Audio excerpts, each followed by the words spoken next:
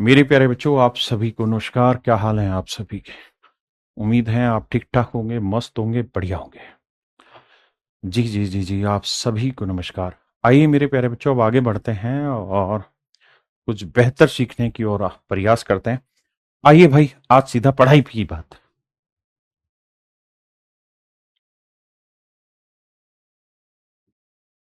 आइए मेरे प्यारे बच्चों, ध्यान से देखिए। The price of gold is directly proportional to the square of its weight. कहता है सोने की जो कीमत है वो डायरेक्टली प्रोपोर्शनल है to the square of its wait.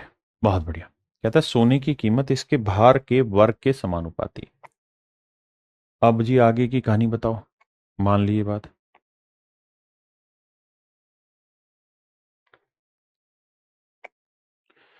अगली लाइन में मेरे बच्चे कह रहा है कि एक आदमी ने सोने को 3 टुकड़ों में तोड़ दिया, 3:2:1 के अनुपात में।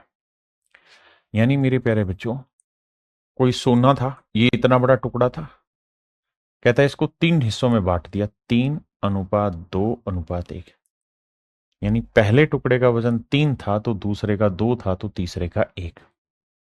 अगर मेरे बच्चे मैं किसी चीज को 3 टुकड़ों में बांटूंगा तो वजन खत्म नहीं होगा, वजन जितना था उतना ही रहेगा, बस 3 टुकड़ों में बट गया। और वो ये कह रहा है कि भाई पहले टुकड़े का वजन 3 था तो दूसरे का 2 था तो तीसरे का 1 था, तो टोटल वजन हुआ 3, 2, 5 और 1, 6। यानी एक्चुअल में पूरे बड़े टुकड़े का वजन 6 यूनिट था। आपने इसे 3 टुकड़ों में बांट दिया, ठीक है। और हम जानते हैं कि प्राइस जो होगा गोल्ड का वो होगा constant value into weight square. कोई constant value into weight square. अब कह रहा है कि अगर हमने इसे 3 टुकड़ों में तोड़ दिया और जब हम इसे बेचने जाएंगे तो हमें लॉस हो रहा है 4,620 रुपए का। कैसे लॉस हो रहा है जी? भाई इसका वजन था 6 यूनिट। अगर हम सीधा सीधा बिना तोड़े बेचते तो इसका प्राइस हो जाता कांस्टेंट वैल्यू इनटू वेट का स्क्वायर, यानी 6 का वर्ग 36। तो ये वाला प्राइस होता मेरे प्यारे बच्चों 36 के, जो इसका प्राइस होता ना, ये वो कीमत होती जब वो इसको ब्रेक नहीं करता। लेकिन उसने ब्रेक कर दिया। ब्रेक करने की वजह से प्राइस क्या हो गया? प्राइस का फंडा तो वही है, के डब्ल्यू स्क्र, के इंटू डब्ल्यू स्क्र। तो 3 का वर्ग 9, 9 के। इस टुकड़े का हो गया 2 का वर्ग 4 के। और इस टुकड़े का प्राइस क्या होगा? 1 का स्क्र इंटू के, 1 के।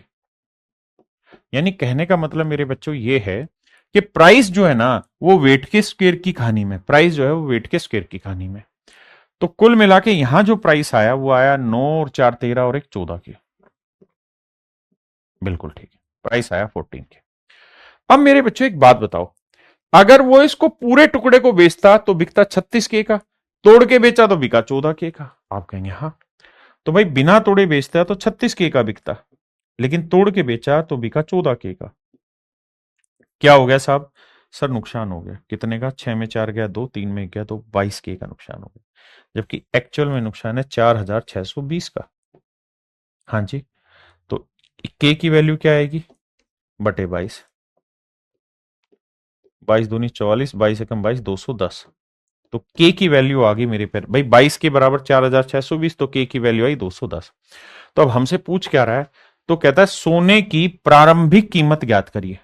Find the initial price of gold. कि भाई सोने की शुरुआत में कीमत क्या थी वो बताइए। तो आंसर होगा मेरे प्यारे बच्चों 36, और के की वैल्यू है 210 रुपए। गुना कर देंगे, वही मेरा आंसर है। भाई ये देखो कि यूनिट डिजिट में 0 आएगा, फिर 6 को 1 से गुना किया होगा तो 6 आएगा। तो 60 कहाँ है? तो ये दोनों तो मेरे आंसर नहीं होंगे, क्योंकि यहाँ 6 नहीं। या तो ये होगा या ये होगा। डिजिटल सम लगाते हैं। कैसे? 6 3 9, 0 आएगा डिजिटल सम। देखते हैं 0 किसका आ रहा है। देखो भाई 6 5 11 और 8 नहीं आ रहा। 6 5 11 7 18 इसका आ रहा है।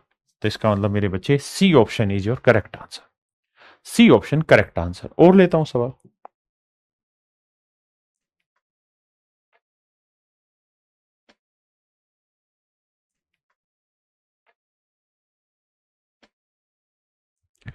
देखिए सवाल में ये कह रहा है एक हीरे का मूल्य उसके भार के, 1 मिनट रुकना, अब पढ़ो। कहता है the price of a diamond is directly proportional to the square of its weight. कहता है सोने हीरे का जो मूल्य है उसके भार के वर्ग के अनुक्रमानुपाती। हाँ, डायरेक्ट प्रोपोर्शन को अनुक्रमानुपाती कहते हैं। कहते हैं एक व्यक्ति ने, मतलब प्राइस जो है वो वेट का डायरेक्टली स्क्वायर का डायरेक्टली प्रोपोर्शन है, यानी प्राइस जो होगा वो constant value into weight square होगा। अब कह रहा है कि एक सोना का टुकड़ा था या हीरे का टुकड़ा था, हमने उसे 3 हिस्सों में ब्रेक कर दिया, 3:5:7 में। तो वजन तो अभी भी उतना ही है, 7 और 5 12 और 3 15, यानी समझो 15 यूनिट वजन का हमारे पास एक हीरा था, हम उसे ब्रेक कर दिया 3 टुकड़ों में। अब हम ये बात जानते हैं कि यार जो प्राइस है ना वो बेसिकली है कांस्टेंट वैल्यू इनटू वेट का स्क्वायर। तो अगर पूरे टुकड़े की कीमत जानना चाहें तो 15 का वर्ग 225 की आएगी,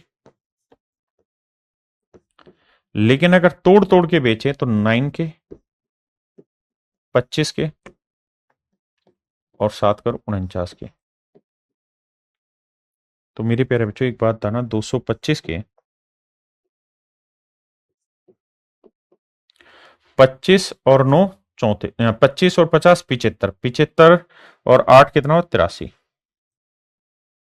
तो यह आया 83 के। मतलब ये बराबर का निशान है नहीं, इसका मतलब ये है कि सर अगर वो तोड़ तोड़ के बेचेगा तो बिकेगा 83 के का, बिना तोड़े बेचेगा तो बिकेगा 225 के का।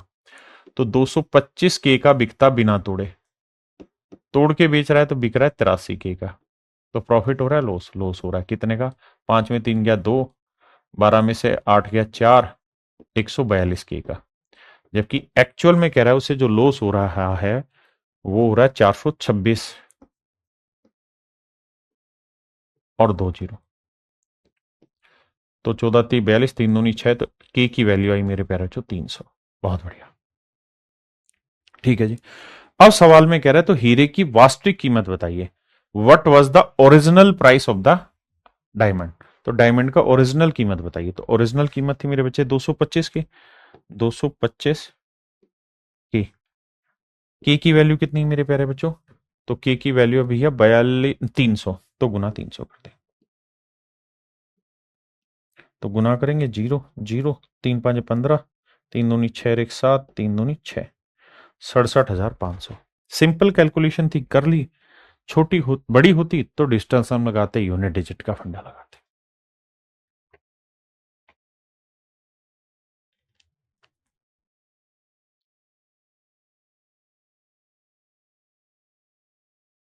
ये मेरे प्यारे बच्चों सेम ही सवाल है, जैसा हम पढ़ रहे हैं पीछे दोनों सेम ही क्वेश्चन। ये बहुत खूबसूरत सवाल है, पढ़िए जी, पेपर में आया हुआ क्वेश्चन है। जो भी चीजें मैं ये करा रहा हूं इस सारी एग्जाम पॉइंट ऑफ व्यू से बहुत जरूरी है, और मेरे प्यारे बच्चों खासकर सीडीएस जैसे एग्जाम में तो भर भर के ये चीजें पूछी जाती है। बताइए,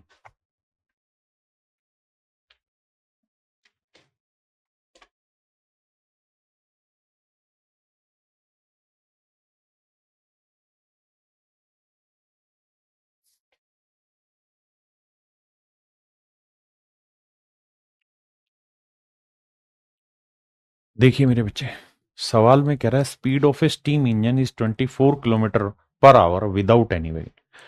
कहता है बिना किसी डब्बे के कि एक भाप इंजन की चाल 24 किलोमीटर पर आवर रहती है।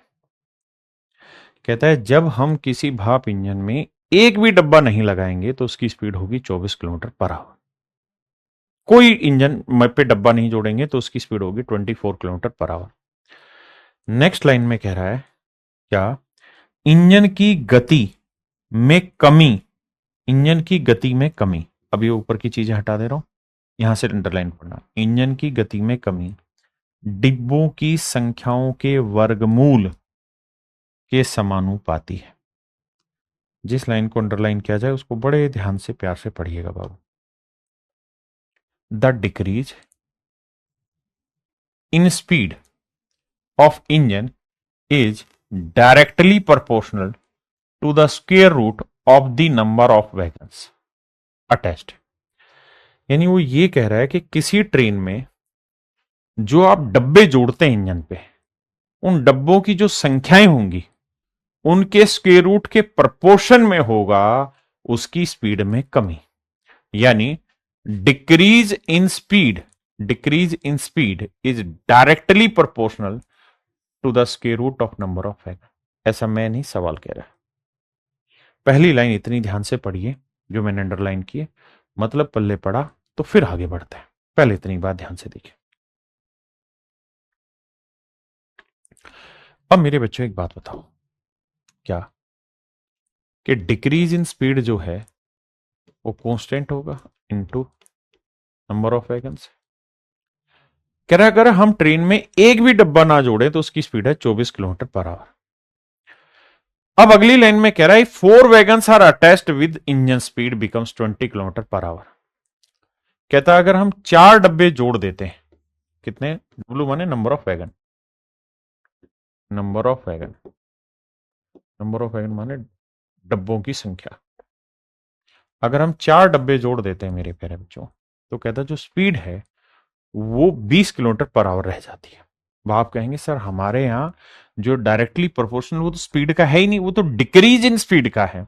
तो मेरे प्यारे बच्चों एक बात तो, कोई भी डब्बा नहीं जोड़ोगे तो स्पीड कितनी होगी 24, और 4 डब्बे जोड़ दोगे तो स्पीड कितनी हो जाएगी 20। तो इसका मतलब स्पीड में कमी कितनी हुई 4। इसका अर्थ ये हुआ कि डिक्रीज इन स्पीड जो है वो 4 है। के 4 का वर्गमूल आया मेरे प्यारे बच्चों 2, 2 से काटा 2, तो के की जो वैल्यू है वो आई मेरे प्यारे बच्चों 2। के की जो वैल्यू है मेरे बच्चे वो है 2। आपने कहा सेट है मामला। अब यहां के बाद आगे बढ़ते हैं, जो हाईलाइट करूंगा इस पे फोकस रखना। तो कह रहा है ज्ञात कीजिए यदि यह इंजन ज्यादा से ज्यादा कितने डब्बे ले जा सकता है। तो कह रहा है बताओ ये इंजन ज्यादा से ज्यादा कितने डब्बे ले जा सकता है। Find the maximum number of wagons which are attached with engine so that engine can carry. मतलब क्या है, कह रहा है भाई ये बताओ कि इस इंजन के साथ अधिकतम कितने डब्बे जोड़ दें, मैक्सिमम कितने डब्बे जोड़े जा सकते हैं जो ये इंजन कैरी कर ले जाए। तो आपने एक चीज नोटिस की, और वो नोटिस ये किया आपने कि सर अगर ये ट्रेन है, अगर ये ट्रेन है और ये ट्रेन पटरी पे से चल रही है, बड़े ध्यान से समझना, और ये ट्रेन का इंजन है, भाई समझना, बहुत ज्यादा ज्ञान मत लगाना, ये ट्रेन का इंजन है। तो हो क्या रहा है, जैसे जैसे इसके साथ आप अटैच करेंगे डब्बे, जैसे जैसे इसके साथ आप अटैच करेंगे डब्बे, एक डब्बा,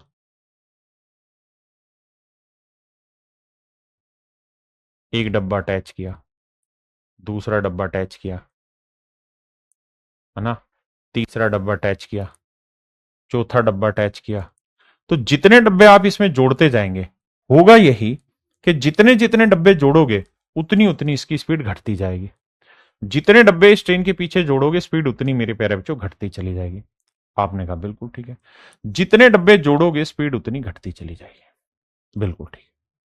ये है इंजन, जितने डब्बे जोड़ोगे उतनी ही स्पीड घटती चली जाएगी। तो कह रहा है कि बताओ भाई मैक्सिमम इस ट्रेन के साथ कितने डब्बे जोड़ सकते हैं, इस इंजन के साथ कितने डब्बे जोड़ें कि ये ट्रेन चलती रहे। तो भाई ऐसा थोड़ी है कि हम 1000 डब्बे जोड़ देंगे तब भी ट्रेन चलती रहेगी। कोई ट्रेन ऐसी है कि अगर ऐसे होता तो हम एक ही ट्रेन चलाते पूरे भारत में और लाखों डब्बे जोड़ देते उसी ट्रेन के पीछे। तो आप कहेंगे ऐसा संभव नहीं है, क्योंकि जो इंजन है उसकी कैपेसिटी होती, कैपेबिलिटी होती कुछ डब्बे खींच पाने की। तो यहां वो ये कह रहा है कि भैया जो डिक्रीज हो रहा है ना स्पीड में, वो किस रेस्पेक्ट में हो रहा है, नंबर ऑफ वैगन्स के स्क्वायर रूट के रेस्पेक्ट में, यानी जितने डब्बे जोड़ रहे हैं उतने में। अब कह रहा है कि मैक्सिमम कितने डब्बे हम इसके साथ लगाएं कि ट्रेन चलती रहे। तो मेरे प्यारे बच्चों ऐसे सवालों में हमें यह निकालना है कि कितने डब्बे लगाने पर, या कौन सा डब्बा लगाते ही, कौन सा नंबर का डब्बा यानी वैगन लगाते ही इंजन रुक जाएगा। रुक जाएगा। हमें यही चेक करना है कि भाई कौन सा डब्बा लगाते ही इंजन रुक जाएगा। जैसे एक आदमी है, वेट लिफ्टर है, वो वेट उठाता है, ऐसे 10 किलो होगा तुरंत उठा लेगा, 12 किलो होगा और हल्का धीरे उठाएगा, 50 किलो होगा तो बिल्कुल धीरे धीरे करके उठा के लाएगा। अब हम उस पर 5-5 किलो और बढ़ा देते हैं, 4-4 किलो और बढ़ा देते हैं, धीरे धीरे बढ़ाते रहते हैं, बढ़ाते रहते हैं। एक टाइम के बाद जो हाथ उसके यूं है वो धीरे धीरे यूं आएंगे, यूं आएंगे, यूं आएंगे, अरे यूं आएंगे, और बढ़ाते रहोगे तो एक वक्त के बाद ये हाथ नीचे गिर जाएंगे, यानी वो उठा नहीं पाएगा। सेम यही कहानी हमें इंजन की चेक करनी है। तो जो लास्ट प्लेट हम उसकी रोड में लगाएंगे जिससे उसका हाथ नीचे गिर रहा है, इसका मतलब जब वो लास्ट प्लेट नहीं लगती तो उसका हाथ ऊपर था, जैसे ही लगाई तो नीचे हो गया। तो ऐसे ही हमें वो देखना कौन सा डब्बा जोड़ते ट्रेन का इंजन रुक गया। तो जो आखिरी डब्बा जोड़ा उससे पहले जितने भी डब्बे थे, इसका मतलब वो लगे रहते तो ट्रेन चलती रहती, ये वाला डब्बा जोड़ते ही ट्रेन रुक गई। ये सवाल का बेसिक फंडा है। आओ बाबू, तो हमें देखना कि ट्रेन कितनी देर में रुक जाएगी, कितने डब्बे जोड़ते ही ट्रेन रुक जाएगी। तो के की वैल्यू मेरे बच्चे 2 और डब्लू हमें निकाल लेना है। तो भैया एक बात बताओ, ट्रेन की स्पीड कितनी है सर? 24। कोई भी डब्बा ना जोड़े, और हमें क्या करना है, हमें स्पीड 0 लानी है। हमें ये चेक करना है कौन सा डब्बा लगाते ही ट्रेन रुक जाएगी। तो 24 से 0 पे लेके आना है, तो कितने की कमी करनी होगी मेरे बच्चे? 24 की कमी करनी होगी ट्रेन में। 2 नंबर ऑफ वैगन्स कितने हैं? डब्लू। 2 एकम 2, 2 12 24। तो मेरे प्यारे बच्चों डब्लू बराबर 12 है, दोनों साइड्स के रूट करेंगे तो डब्लू बराबर 144 है। यानी मेरे प्यारे बच्चों 144वां डब्बा जैसे ही इसमें मैं जोड़ूंगा, 144th डब्बा जैसे ही मैं जोड़ूंगा, तो इसकी स्पीड 0 हो जाएगी, यानी सरकेगा भी नहीं, रेंगेगा भी नहीं। यानी 143 डब्बा जब तक लगा था इसके अंदर, 143rd डब्बा जब तक लगा था, तब तक तो ये ट्रेन धीरे धीरे धीरे धीरे करके रेंग रही थी। जैसे ही मैंने 144वां डब्बा लगाया, ये ट्रेन बैठ गई नीचे, यानी रुक गई। तो यही वो सवाल में पूछ रहा है कि मैक्सिमम कितने डब्बे लगा सकते हैं जिससे इंजन कैरी कर पाए। तो मेरे प्यारे बच्चों 144 नहीं, 143 डब्बे लगाने तक इंजन कैरी करेगा, उसके बाद ट्रेन ठप्पा गोल हो जाएगा ट्रेन का, है ना। उसके बाद मेरे प्यारे बच्चों इंजन रुक जाएगा। ये मेरे सवाल की कहानी है। अगर आपको समझ आई, मजा आया तो बताइए।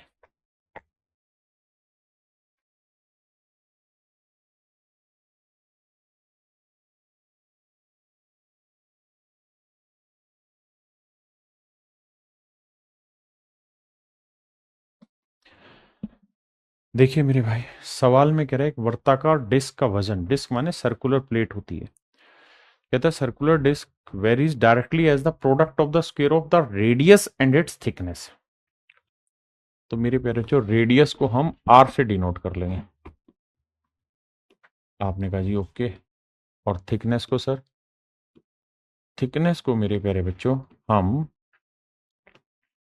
टी से डिनोट कर लेते हैं, ठीक है जी। तो कह रहा है weight of a circular disc, जो वेट होगा ना वो डायरेक्टली प्रोपोर्शनल होगा किसके? Whether the product of the square of radius, radius का स्क्वायर इनटू थिकनेस। बहुत शानदार शानदार। तो इक्वेट करना होगा मेरे प्यारे बच्चों, तो आप जानते हैं constant value into R square into T. अब यहां 2 प्लेट है, एक प्लेट नहीं है। क्या है मेरे प्यारे बच्चों? 2 प्लेट है। तो कह रहा है दोनों ही प्लेटों की रेडियस का रेशियो निकाल के बताइए, क्या होगा उनकी रेडियस का रेशियो बताइए। तो पहले वाले की रेडियस मान लो R1 होगी, तो दूसरे वाले में R2 रखेंगे। तो मेरे बच्चों एक बात बताना, अगर मैं आपसे यहां एक बात पूछूं कि भाई इनकी रेडियस का रेशियो निकालना हो तो क्या तरीका होगा? तो W K और T बटे में आ जाएगा, K इंटू टी। यानी अगर मुझे उनकी रेडियस के स्क्वायर का रेशियो निकालना होगा तो पहले वाली रेडियस, पहले वाली प्लेट का वेट ले लो, पहले वाली प्लेट की थिकनेस ले लो, इंटू के कर दो, तो ये आएगा पहले वाले की रेडियस का स्क्वायर। ऐसे ही सेम दूसरे वाली का वेट ले लो, दूसरे वाले की थिकनेस ले लो, ये दूसरे वाले का स्क्वायर आ जाएगा रेडियस का। अब हमें सवाल में कहा कि भाई उसने दोनों की मोटाई का गुणनफल, दो एक जैसे डिस्क की मोटाई 16 और 9 के अनुपात में, कहता है थिकनेस जो है ना वो 16:9 के अनुपात में, ठीक है जी। और कहता है इनका जो वेट है, तो पहले का वजन दूसरे के वजन से 4 गुना है, तो दूसरे का वेट अगर 1 है तो पहले का जो वेट होगा वो 4 होगा। ये बात भी सही है। तो उनकी त्रिज्याओं का अनुपात बताइए क्या होगा। तो मेरे नन्हे मुन्ने बच्चे, सवाल में कह रहा हूं उनकी रेडियस का रेशियो क्या होगा। तो ये वाला R1 है, ये वाला समझो R2 है। ये पहले वाले की रेडियस और ये दूसरे की रेडियस मुझे निकालनी है। यानी इनकी रेडियस का रेशियो अगर मुझे निकालना है तो आप जानते हैं आर स्क्वेयर की वैल्यू क्या होगी। अगर मैं इनके स्क्वेयर का रेशियो निकाल दूंगा तो वो आएगा वेट कितना है जी, 16 बटे नहीं, वेट कितना है इसका मेरे बाबू, 4। दूसरे पेन से लिख देता हूं, वेट है 4 रुक बटे थिकनेस है 16 इंटू में के। ये रेडियस का स्क्वेयर का रेशियो आएगा। वेट है 1 और थिकनेस है 9, तो के इंटू 9। अब के से मेरे बच्चे के कट जाएगा, 4 से 4 कट जाएगा, ये 1/4 आया है, 1/9 आया। यानी इनकी रेडियस के स्क्वेयर का जो रेशियो है, आप जानते हैं 9 पलट के इधर आएगा, 4 पलट के इधर, 9:4 आएगा। तो रेडियस के स्क्वेयर का रेशियो 9:4 है, तो रेडियस का रेशियो क्या होगा, वर्गमूल 3:2। और यही मेरे सवाल का आंसर है कि जी इनकी रेडियस का रेशियो 3:2 होगा। फिर से एक बात समझाता हूं। उसने कहा कि भाई जो वेट है उस सीडी का या डिस्क का, वो रेडियस के स्क्वायर इंटू टाइम के प्रोडक्ट के प्रपोर्शन में। तो मैंने, मुझसे पूछ रहा है रेडियस का रेशियो, तो मैंने यहां से आर स्क्वायर की वैल्यू निकालनी, वो होगी W/KT। निकाल दीजिए। अब ये टाइम है ना, ये थिकनेस है, ये वेट है, तो इनकी रेडियस के स्क्वायर, रेडियस का स्क्वायर का रेशियो क्या होगा, ये वाला। तो रेडियस का रेशियो होगा 3:2। ठीक है जी, आइए।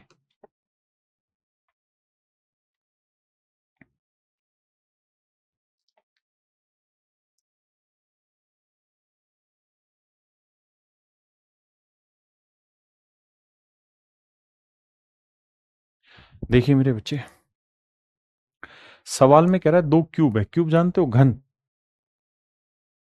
तो 2 घन दिए हैं सवाल में, जैसे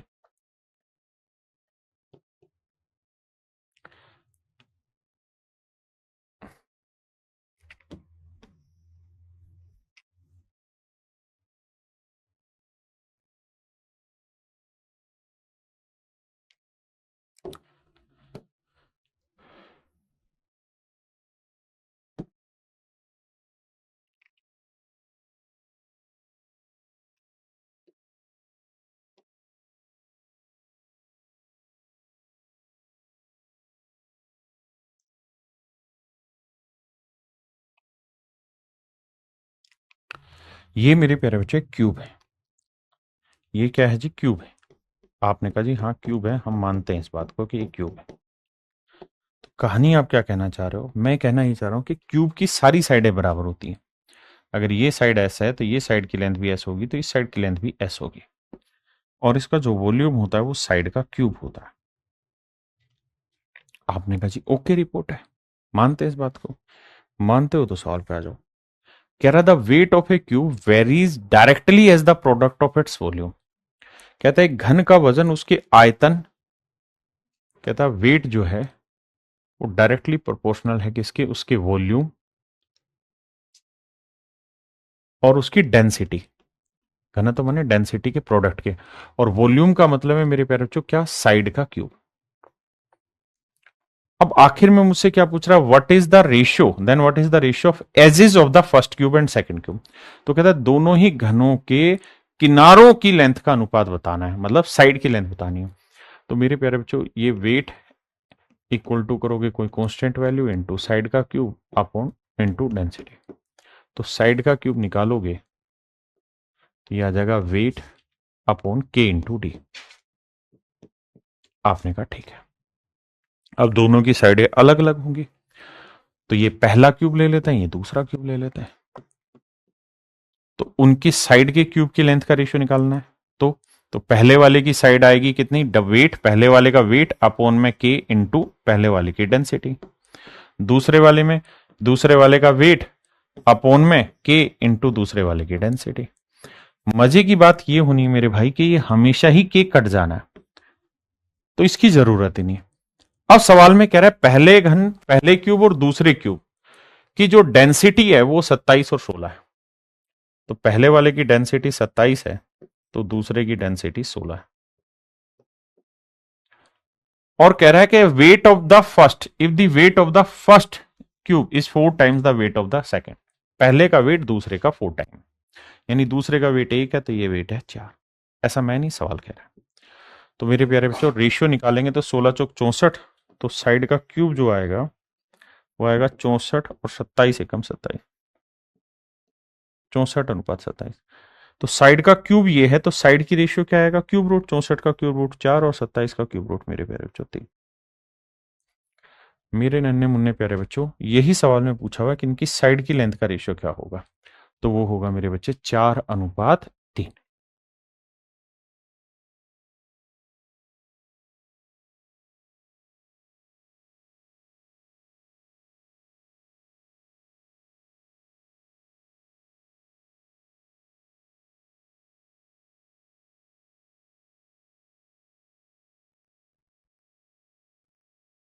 देखिए भाई सवाल बहुत बड़ा पर सवाल है बहुत प्यारा।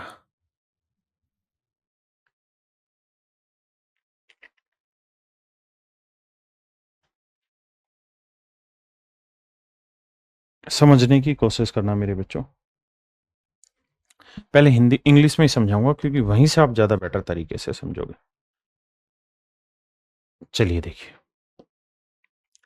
सवाल में कह रहा है the force needed to keep a car from skidding, कहते हैं कार को फिसलने से बचाने के लिए जो फोर्स हमें चाहिए, जो फोर्स हमें चाहिए वो किसी मोड़ पे directly with the weight of the car, वो कहता है वेट ऑफ द कार के डायरेक्टली प्रोपोर्शनल है, and the square of its speed, और इसकी स्पीड के भी डायरेक्टली प्रोपोर्शनल, यानी जो फोर्स है वो इसकी स्पीड के स्क्वायर के भी डायरेक्टली प्रोपोर्शनल है, and inversely with the radius of the car, और कहता है कर्व की जो रेडियस है उसके इनवर्स प्रोपोर्शनल है ये फोर्स,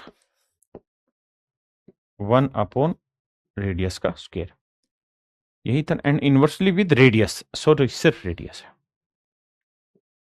अब मेरे प्यारे बच्चों फिर से समझाता हूं, कहता है the force needed to keep a car from skidding on a curve varies directly with the weight of the car, कहता है कार का जो वेट होगा उसके डायरेक्टली प्रोपोर्शनल है, and square of it speed, और इसकी स्पीड के भी directly proportional, and inversely with radius of the curve, और कहता है कर्व की जो रेडियस होगी उसकी इनवर्सली प्रोपोर्शनल है। अगर ध्यान दोगे तो हम इस पूरी कहानी को लिख सकते हैं कि भाई फोर्स जो है वो डायरेक्टली प्रोपोर्शनल है वेट इनटू स्पीड का स्क्वायर बटे रेडियस। ये आप कितना अच्छे से समझ पाए मैटर ये करता है, अगर आप समझ गए हैं तो आगे की कहानी चला ही जाए। आपने कहा ठीक है जी, कांस्टेंट वैल्यू को ऐड करेंगे, इनटू में वेट इनटू स्पीड का स्क्वायर अपॉन रेडियस। अब मेरे बच्चे होगा क्या कि आपको वैल्यू दे रखी होगी सबकी, के की वैल्यू निकालेगा, फिर नेक्स्ट केस में के की वैल्यू आपके पास आ जाएगी, इन चारों में से कोई एक मिस करेगा, तो यहां से अगर मैं के की वैल्यू निकालूंगा तो वो आ जाएगी F into R upon W into S square. आपने कहा ठीक है। अब पहली लाइन पे यहां से पढ़ते हैं, सपोज दिस फोर्स, कहता है फोर्स की value 6125, 6125 is required to keep 2750 pound car, car का वेट है 2750 पाउंड, वो नीचे आएगा।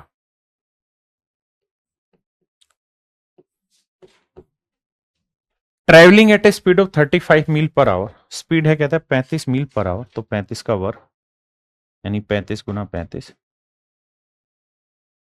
From skidding on a curve of radius 550 feet, कहता है कि जो रेडियस है वो 550 फीट है। पहले इतनी बात समझो फिर आगे बताऊंगा।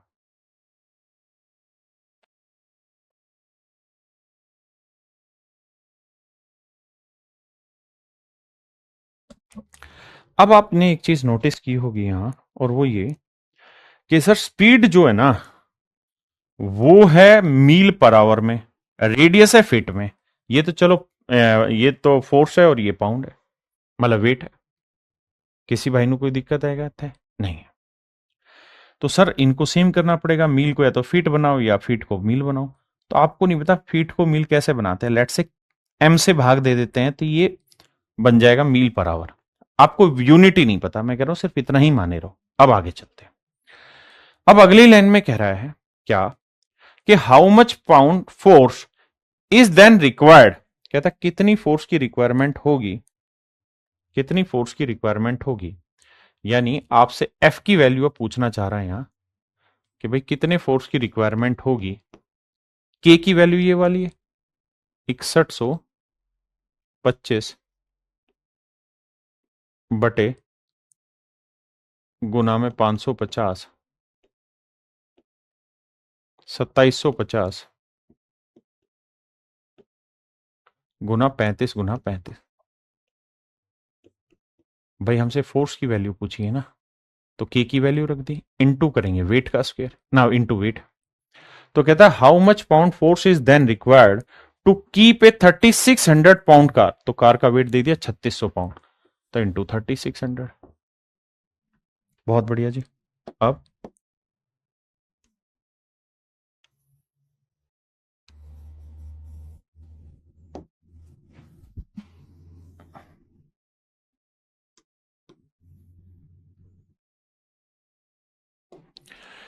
3600 pound car travelling at a speed of 50 mile per hour, speed दे रखी 50 मील पर आवर, स्क्वायर करेंगे तो 50 गुना 50, from skidding on a curve of radius 750 feet, और कहता है जो रेडियस है वो 750 फीट है, तो रेडियस है 750 फीट। तो मेरे प्यारे बच्चों फोर्स हमसे पूछा था, के की वैल्यू हमने निकाल के यहां रख दी, वेट रख दिया 3600, स्पीड थी 50, वर्क कर दिया, रेडियस 750 फीट है। अब इसे मेरे प्यारे बच्चों हमें कैलकुलेट करना है। आओ समझते हैं कैलकुलेशन कैसे करें। आप कहेंगे सर इतना लेंथी सवाल, मेरे भाई करें क्या, मजबूरी है। अब करना मेरे बच्चे हम इसे ऐसे होगा कि भाई ये फीट है, अगर मैं इसे मील में बदलूंगा तो किसी से भाग दूंगा, उसी से यहां भाग दूंगा तो कट जाना था, है ना। अब हमें सिंपली इसकी कैलकुलेशन करनी है और कैलकुलेशन करके देखना है कि कितना आसानी से सवाल टूटता है। देखो दो जीरो है जी, एक और एक, दो जीरो से ये दो जीरो हो गया, ठीक है। अब मेरे बच्चों 25 से इसे निपटाते हैं, 25 दूनी 50, 25 3 75, बिल्कुल ठीक है।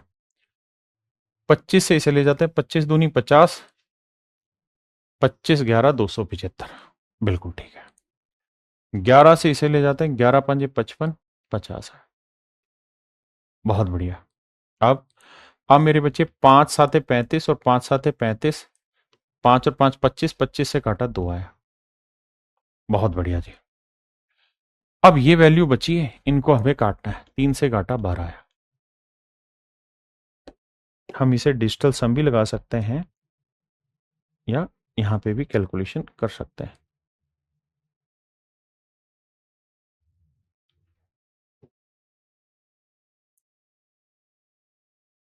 आई, अब मेरे प्यारे बच्चों हमारे पास ये चीजें बची हुई हैं, तो 3 था, 25 3 75, 3 से काट दिया हमने, 12 आ गया, ठीक है। अब बचा 7, तो भाई 7 से इसे काटेंगे तो कट रहा होगा, 7 2 7 49, 7 8 56, बचा कितना मेरे प्यारे बच्चों 5, 7 7 49, बचा कितना 3, 7 5 35, 7 से फिर काटेंगे, 7 एकम 7, 7 दूनी 14, 7 5 35, तो मेरे प्यारे बच्चों जो मेरी फोर्स निकल के आएगी वो आएगी 125 गुना 2 गुना 2 गुना 2, कितना आया मेरे बच्चे 8 गुना 12। आप जानते हैं 125 गुना 8 होता है कितना, 1000, और 1000 को 12 से गुना करोगे तो मेरे नन्हे मुन्ने बच्चों फोर्स जो आएगी वो आएगी 12,000, फोर्स निकल के आएगी मेरे प्यारे बच्चों 12,000, और यही आपसे सवाल में पूछा हुआ है। आप कहेंगे सर इतना लेंथी कैसे होगा, मेरे भाई मुझे भी नहीं पता कैसे होगा, लेकिन क्या करें, पेपर में आया हुआ सवाल है ना, और पेपर में आया हुआ क्वेश्चन है, तो ऐसे क्वेश्चन को निकालना हमें एटलीस्ट आना चाहिए। भाई बहुत बार ऐसा होगा कि ऐसा सवाल जब भी आता है तो 25 में से 24 सवाल बिल्कुल हलवा देगा, एक सवाल ऐसा कैलकुलेटिव दे देगा, तो इसको समझने में तो दिक्कत दूर दूर तक नहीं है, बस कैलकुलेशन है, थोड़ा बहुत दिमाग दौड़ाना पड़ रहा है, बाकी सब तो चीजें सेट है, कोई दिक्कत है ही नहीं, तो घबराना क्यों है इसमें।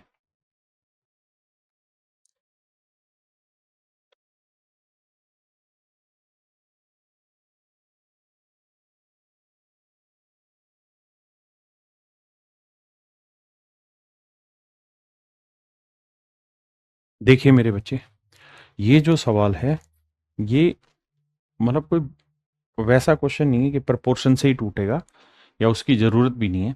इसमें ये कह रहा है कि भाई जब भी आप कॉलेज पिकनिक पे जाएंगे तो कुछ खर्चा तो फिक्स होगा और कुछ खर्चा वेरी करेगा पर पर्सन। तो मान लेते हैं यार, जो फिक्स खर्चा है, जो फिक्स्ड एक्सपेंस है, वो है मेरे प्यारे बच्चों F रुपए। यानी एक आदमी जाएगा तब भी F रुपए का खर्चा आएगा, 100 आदमी जाएंगे तब भी F तो आएगा ही आएगा। और बाकी जो खर्चा है वो वेरिएबल है पर पर्सन के अकॉर्डिंग। तो मान लेते हैं X रुपए हर आदमी का खर्चा लगेगा ही लगेगा, X रुपए पर पर्सन। जैसे मान लीजिए आप दिल्ली से आगरा ताजमहल देखने गए, तो भैया ये बता दिया कि 5,000 रुपए तो टैक्स लगेगा ही लगेगा, गवर्नमेंट का टोल टैक्स। ठीक है जी। यानी आप एक स्कूल बस से गए, तो स्कूल बस से जब जाओगे, मान लीजिए कोई स्कूल की बस है और बस से आप आगरा का ताजमहल देखने जाओगे, तो 5,000 रुपए तो टोल टैक्स लगेगा, टोल टैक्स लगेगा। और भैया 5,000 रुपए का ही तेल खर्च हो जाएगा, 5,000 रुपए का तेल खर्च हो गया। यानी 10,000 रुपए तो लगेंगे ही लगेंगे। अब आप इस बस को खाली ले जाओ या एक आदमी बैठाओ या दो आदमी बैठाओ, तो साहब हम 20 आदमी ले जाते हैं। तो भाई होगा क्या कि आगरा में जब जाओगे तो ताजमहल की भी तो टिकट होगी। तो एक आदमी की टिकट मान लो 5 रुपए की है, तो एक आदमी जाओगे तो 5 रुपए ये खर्चा, 10,000 5 रुपए खर्चा आएगा। एक आदमी जाएगा तो 10,000 5 रुपए देने पड़ेंगे। वहीं अगर मान लो 20 आदमी जा रहे हैं तो आगरा की टिकट होगी 5, तो 20 पंजे 100 ये और 10 जा रही है, तो हम कह देंगे 10,100 रुपए खर्चा आएगा फिर 20 आदमियों पे। अगर मैं कहूं भाई 1,000 आदमी जा रहे हैं, तो 1,000 आदमी पे 5 रुपए की टिकट के हिसाब से 5 जा रही है, हो गया 10 जा रही है। यानी 15,000 रुपए का खर्चा आया है भाई जब 1,000 आदमी जा रहे हैं बस में। और 1,000 आदमी जा रहे हैं तो एक आदमी के हिस्से कितना आया खर्चा, 15 रुपए। आदमी जैसे जैसे बढ़ेंगे टोटल खर्चा घटता चला जाएगा, यानी पर हेड खर्चा घटता चला जाएगा। इसी तर्ज पे सवाल बनाया हुआ, कह रहा भैया अगर 15 आदमी जाते हैं, कितने आदमी जाते हैं, 15 आदमी जाते हैं, तो खर्चा कितना आएगा। तो भाई 15 आदमी जाएंगे तो फिक्स तो आएगा ही आएगा, प्लस में हर पर्सन पे X रुपए, तो 15 आदमियों पे इतना खर्चा। तो कहता है पर हेड 400 रुपए आया, 400 रुपए पर हेड आया खर्चा। तो भाई 15 लोगों पे टोटल खर्चा कितना हो गया, 6,000। अब कह रहा है कि अगर 30 आदमी जाए, तो फिक्स तो है ही 30 आदमियों का X रुपए के हिसाब से अलग। तो कहता है पर हेड जो खर्चा आता है वो 300 रुपए आता है। तो भैया 300 रुपए पर हेड आ रहा है, तो बाबू 30 आदमी पे कितना हो गया, 9,000, तो खर्चा आएगा 9,000। अगली चीज, अब आइए मेरे दोस्त, इसे सोल्व करते हैं। सोल्व करेंगे तो मेरे बच्चे माइनस कर लेते हैं, तो ये कट जाएगा। ये 30 में से 15 गया, 15x आया, और ये 9 में से 6 गया मेरे बच्चे, 3,000 आया। तो आप ध्यान देंगे तो x की वैल्यू आई 200। अब मेरे बाबू 15x की वैल्यू 3,000 है, तो 15x की वैल्यू 3,000 है, तो सोच के देखो, ये 3,000 उधर जाएगा माइनस का, 6 में से 3 गया, 3,000, तो फिक्स कॉस्ट भी कितनी आ गई, 3,000। अब सवाल में कह रहा है कि भाई 75 आदमी जाएंगे तो खर्चा कितना आएगा टोटल। तो देखो यार, 75 आदमी अगर जाएंगे, 75 आदमी अगर जाएंगे, तो भैया एक तो फिक्स कॉस्ट होगी, प्लस में X रुपए हर आदमी के हिसाब से 75 आदमी का खर्चा, ये हो गया। तो फिक्स कॉस्ट है जी 3,000 रुपए। हाँ जी। और बाबू पर आदमी के हिसाब से खर्चा कितना आ रहा है, 200 रुपए। तो 200 गुना 75। आपने कहा जी ओके रिपोर्ट है। अब क्या कहानी है साहब। अब कहानी मेरे प्यारे बच्चों यहां पे ये है, तो कह रहा है टोटल कॉस्ट कितनी निकली। तो टोटल कॉस्ट निकालोगे तो 3,000 खर्चा यहां आ गया, और 75 दूनी 150 खर्चा, यानी 15,000 का खर्चा यहाँ, 15 और 3 18,000 का। तो कुल मिला के जो खर्चा आएगा पूरी ट्रिप का मेरे प्यारे बच्चों, वो आया 18,000। लेकिन कह रहा है कि पर हेड खर्चा कितना आया। तो भैया 18,000 रुपए में कितने आदमी घूम के आए हैं आगरा, 75 आदमी, तो एक आदमी के हिस्से आया 240 रुपए। आपने कहा ओके, यानी 240 रुपए पर हेड खर्चा आ गया। क्या सर ये कैलकुलेशन करनी, नहीं, आप चाहें तो आप ये भी कह सकते हैं कि भाई 200 रुपए तो पर मेंबर की कॉस्ट होगी होगी, वेरिएबल कॉस्ट है ये तो, है ना। यानी समझो आगरा ताजमहल की टिकट है 200 रुपए की, लेकिन फिक्स खर्चा भी है कितना, 3,000। तो इस 3,000 को भी तो 75 लोगों में बांटोगे, तो हर आदमी के हिस्से कितना आया, जब बांटोगे तो मेरे बच्चे आएगा 40। यानी 40 रुपए पर हेड यहां फिक्स वाले में खर्चा बटेगा और 200 रुपए यहां, तो टोटल 240 रुपए पर हेड में खर्चा बढ़ जाएगा। ये मेरी कहानी है जो मैं आपको समझाना चाह रहा हूं।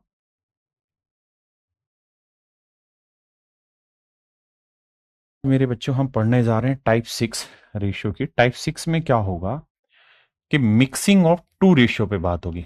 मिक्सिंग, स्पेलिंग पे मत जाना, मिक्सिंग ऑफ टू रेशियो,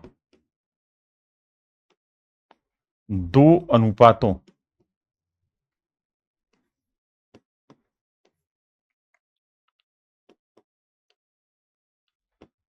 दो अनुपातों को मिलाने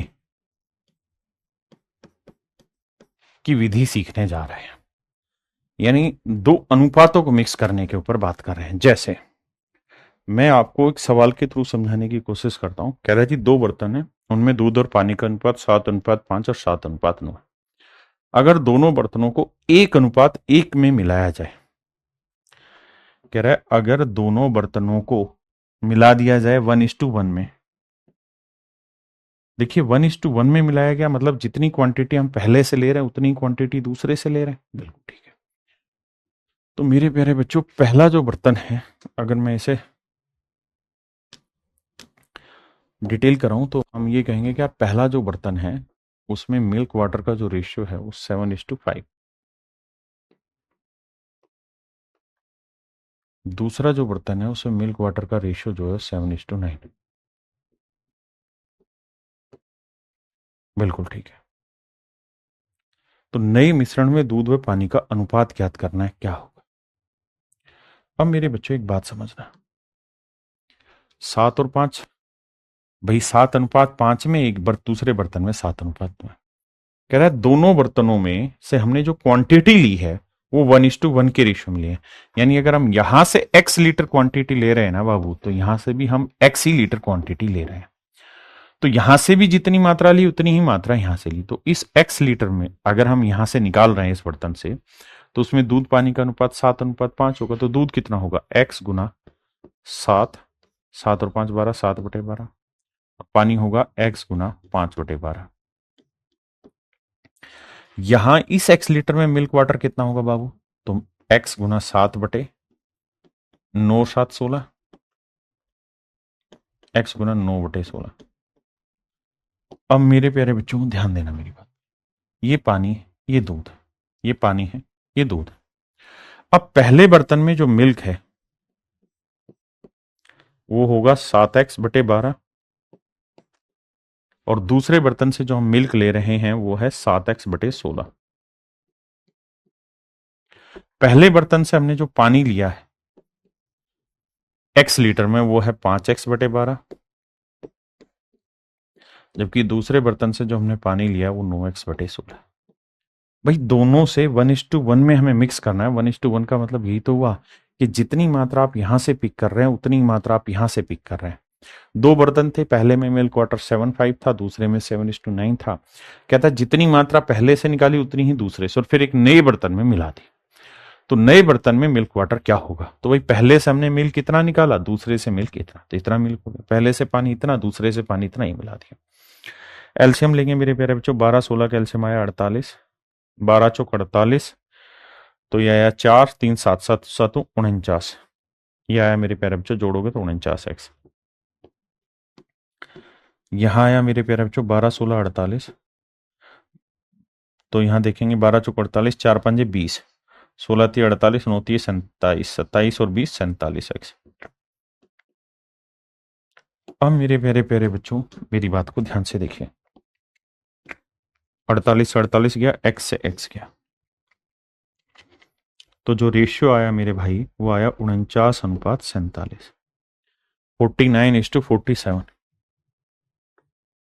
तो मेरे प्यारे बच्चों आपका सही जो उत्तर होगा 49:47। सही जो आंसर होगा मेरे प्यारे बच्चों 49:47। हाँ जी, यानी जो नया बर्तन बना उसमें मिल्क वाटर का रेशियो 49:47 होगा।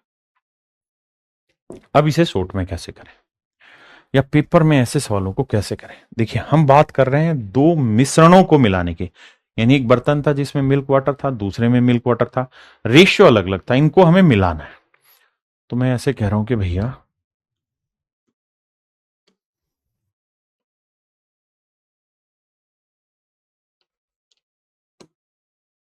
पहले बर्तन में मिल्क वाटर का जो रेशियो है वो 7:5 है, पहले बर्तन में। और जो दूसरा बर्तन है उसमें मिल्क वाटर का रेशियो 7:9। कह रहा है जी दोनों को मिक्स करिए, किस रेशियो में मेरे प्यारे बच्चों? 1:1 के रेशियो।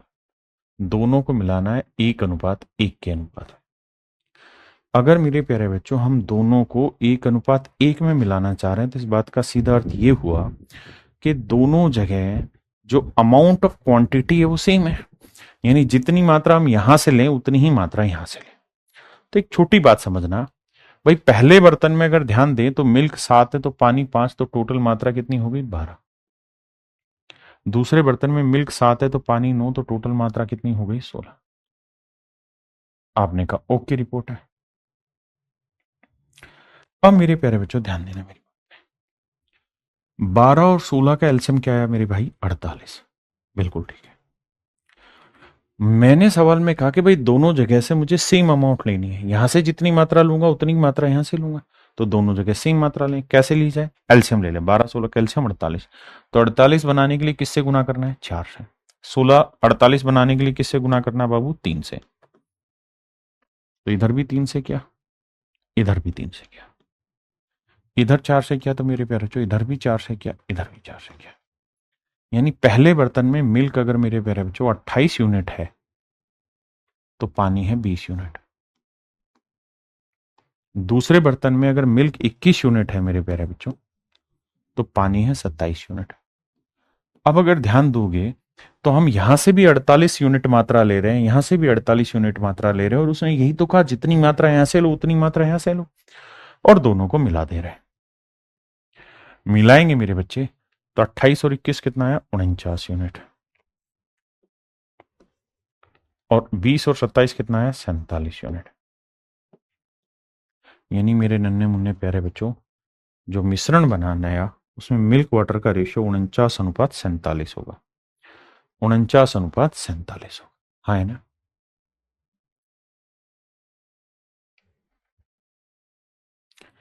देखिए यार,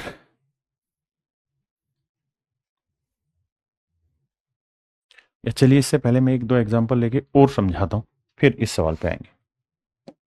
मैं आपको ये कहूं कि भाई एक बर्तन है ए, उसमें मिल्क वाटर का जो रेशियो है वो 2:1 है। ठीक है जी। एक दूसरा बर्तन है बी, इसमें मिल्क वाटर का रेशियो 3:1 है। मैं कह रहा हूं यार दोनों बर्तनों को हमने मिक्स किया, यानी दोनों मिश्रण को हमने मिक्स किया। किस रेशियो में? 1:1 में।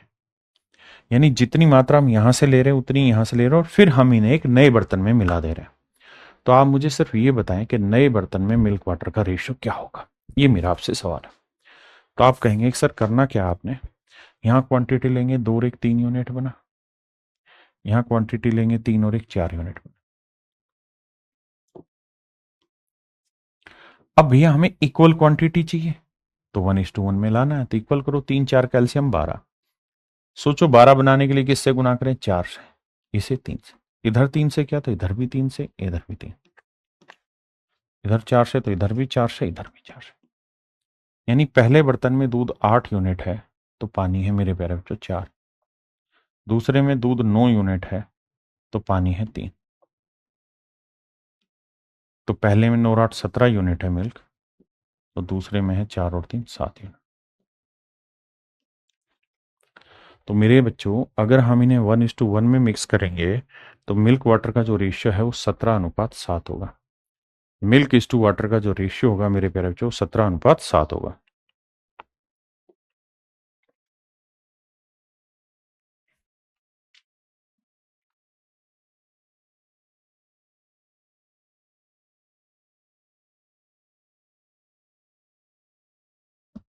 देखिए भाई 3 बर्तन है, तीनों बर्तनों की कैपेसिटी है 10-10 लीटर।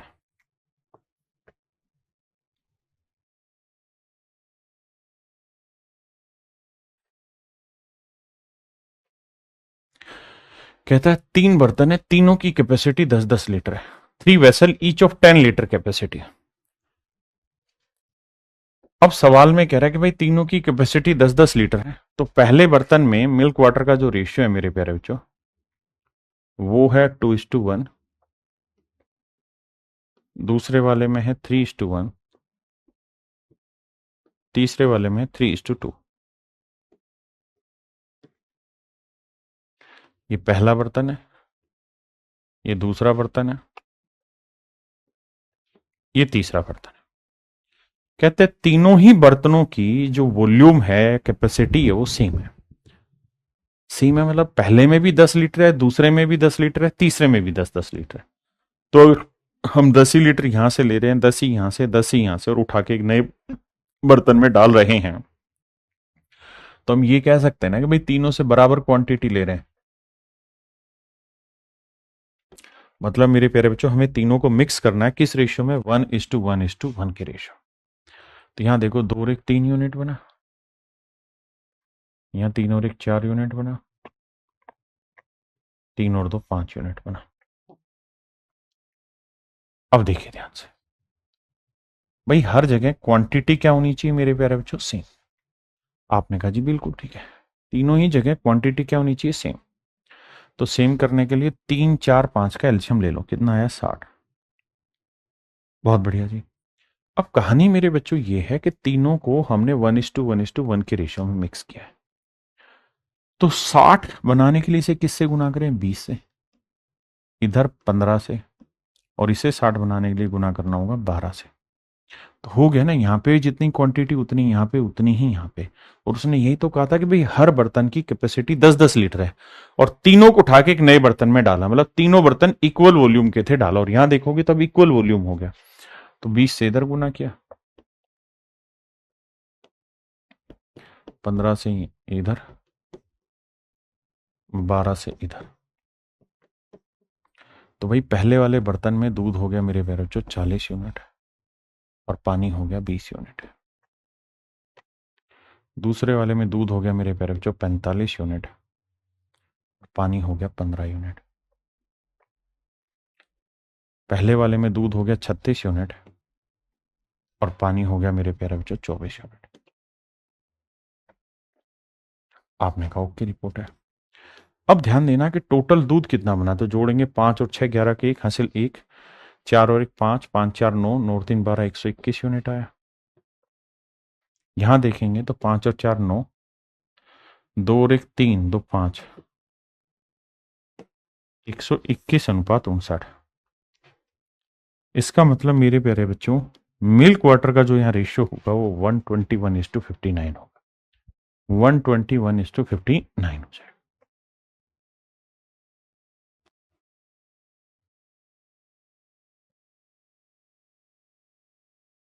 देखिए मेरे बच्चे, सवाल में कह रहा है कि 3 बर्तन है, 3 ग्लास ऑफ इक्वल वॉल्यूम। इस शब्द पे गौर करना। कहता है 3 गिलास है, तीनों के तीनों गिलासों का वॉल्यूम इक्वल है, समान आयतन वाले 3 गिलास। इस शब्द पे फोकस करना। समान आयतन वाले 3 गिलास, तो ये गिलास ए है, बी है, एक सी। कहता है जी इनमें एसिड वाटर का जो रेशियो है वो 2:3 है, और ये है 3:4, ये है 4:5। आपने कहा ओके, तो यहां जोड़ोगे तो मेरे प्यारे बच्चों 2 और 3 5 यूनिट आया, 3 और 4 7 यूनिट आया, 5 और 4 9 यूनिट आया। बिल्कुल ठीक है। अब सवाल ने कहा कि भाई तीनों का वॉल्यूम सेम है। अगर तीनों का वॉल्यूम सेम है तो इसका मतलब वो ये कह रहा है कि भाई तीनों को मिक्स करो किस रेशियो में? 1:1:1:1 में, यानी तीनों को बराबर मात्रा में मिलाइए। मेरे भाई इस बात को समझो कि अगर इक्वल वॉल्यूम की वो बात कह रहा है तो इसका मतलब तीनों को बराबर बराबर हमें मिलाना हो। आइए कैसे मिलाएं देखते हैं। 5 7 9 का एलसीएम लेते हैं तो भैया ये आया 5 7 35, 35 × 9 आया। ठीक है जी, 5 × 7 5, समझ गए ना, यानी प्राइम नंबर है तीनों के तीनों, मतलब सॉरी कम को प्राइम तीनों में कुछ भी कॉमन नहीं आता तो एलसीएम आएगा 5 × 7 × 9। ये आया मेरे प्यारे बच्चों मेरा एलसीएम। देखो 9 7 है 63, 63 को 5 से करेंगे 5 3 15, 5 6 30 और 1 31, 315।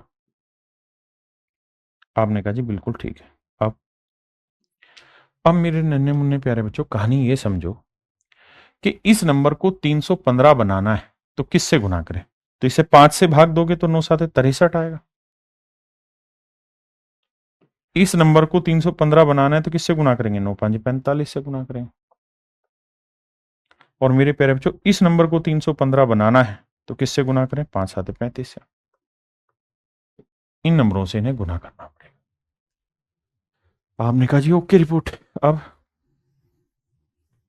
इधर 63 से क्या, तो इधर भी 63 दूनी 126, 63 दिए 169। बहुत बढ़िया जानदार। 45 से करोगे 45 दिए 135, 45 चौक 180, बहुत बढ़िया शानदार। 35 चौक 4 5 20, 4 3 12 और 2 14, 140। और 35 पांजे कितना हो गया? 175। अब इनको जोड़ना है तो जोड़ेंगे तो 6 5 11 के 1 हासिल 1, 2 और 1 3, 3 3 6, 6 4 10 की 0 हासिल 1, 1 और 1 2 और 1 3 और 1 4, 401। देखो कहीं 401 है तो हाँ ये रहा, तो ऑप्शन बी डायरेक्ट हमारा आंसर हो गया। अगला कैलकुलेट ही नहीं करना, केवल पहले वाले से ही पकड़ में आ गई चीज। अरे बोलो हाँ या ना, कितने बच्चे समझ गए कमेंट करिए।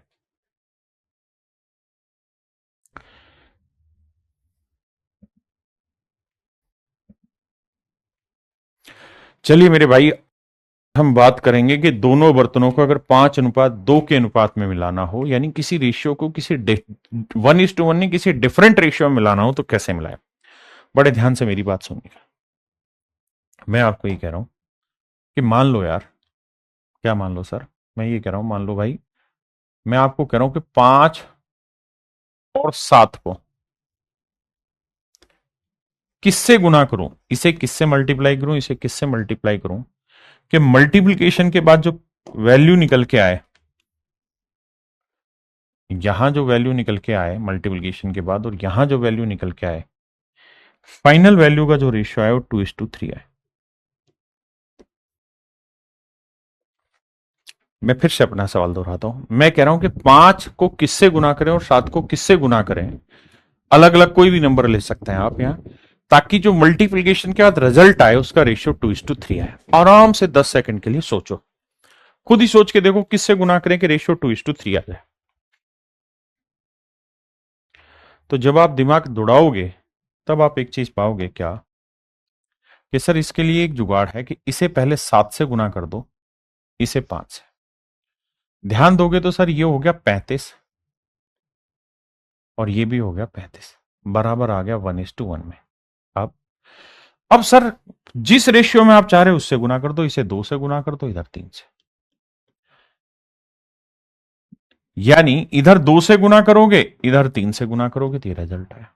देखो 5 3 15 7 105, यहां रिजल्ट आया 105, और यहां 7 दूनी 14 5 70, रिजल्ट आया 70। वही तो आ रहा है 35 दूनी 70, 35 थी 105। अब जब आप इसका रेशियो निकालने जाएंगे तो 35 से 35 कट जाएगा, आंसर आएगा 2:3। क्या समझाने की कोशिश की मैंने? मैंने आपको यह बताने की कोशिश की है मेरे बाबू कि किसी भी नंबर को आप किसी भी रेशियो में कन्वर्ट करना चाहते हैं, किसी भी नंबर को आप किसी भी रेशियो में कन्वर्ट करना चाहते हैं तो सबसे पहले आप उसे 1:1 में करिए, फिर जिसमें आप चाह रहे हैं उससे उसे गुना करिए। सिंपल बात। अब सवाल पे आते हैं, देखिए करिए भैया।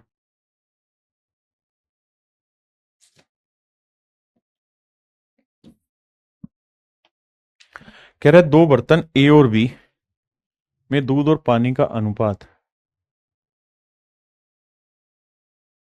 दो बर्तन है ए और बी,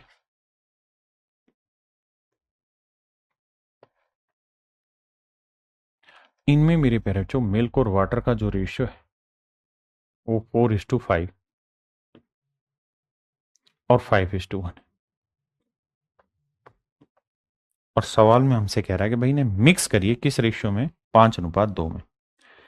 कह रहा है दोनों को मिक्स करिए किस रेशियो में मेरे प्यारे बच्चों, 5:2 के। 5:2 के अनुपात में मेरे प्यारे बच्चों सवाल में कह रहा है कि इन्हें मिलाइए। अगर मेरे बच्चे 5:2 के रेशियो मिलाना है तो पहले सबसे पहले क्या करो, 1:1 में। तो 5 4 9, 5 और 1 6। 1:1 करने के लिए किससे गुना करना होगा साहब?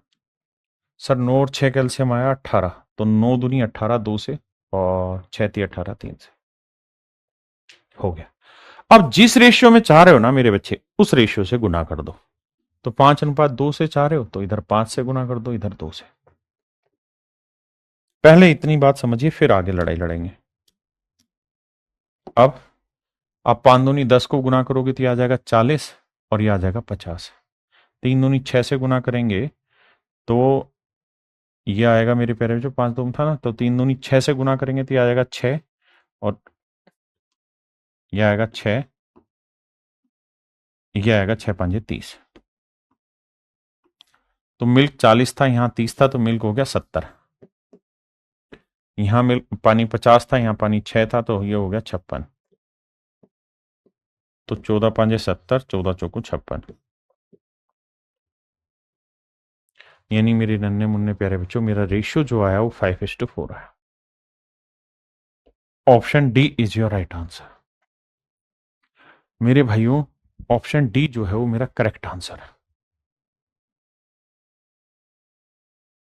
आइए मेरे भाई, अब मैं बात कर रहा हूं इससे अगले स्टेप पे, और वो ये कि अगर यहां कुछ क्रॉस कट जा रहा है ना तो काट लो, क्योंकि अल्टीमेटली दो, देखो होता क्या है कि ये दो यहां पे भी मौजूद होगा हर एक नंबर में, और ये दो यहां पे भी मौजूद होगा हर एक नंबर में। तो जब जोड़ोगे ना तो यहां पे भी 2 का मल्टीपल होगा और यहां पे भी 2 का मल्टीपल होगा।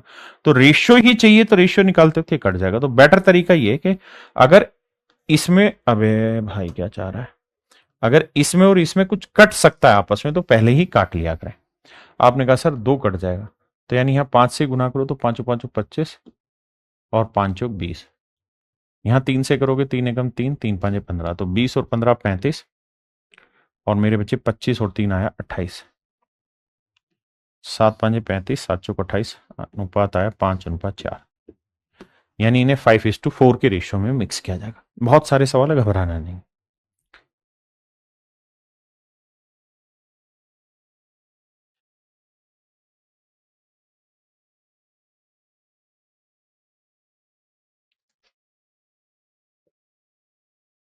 देखिए मेरे भाई,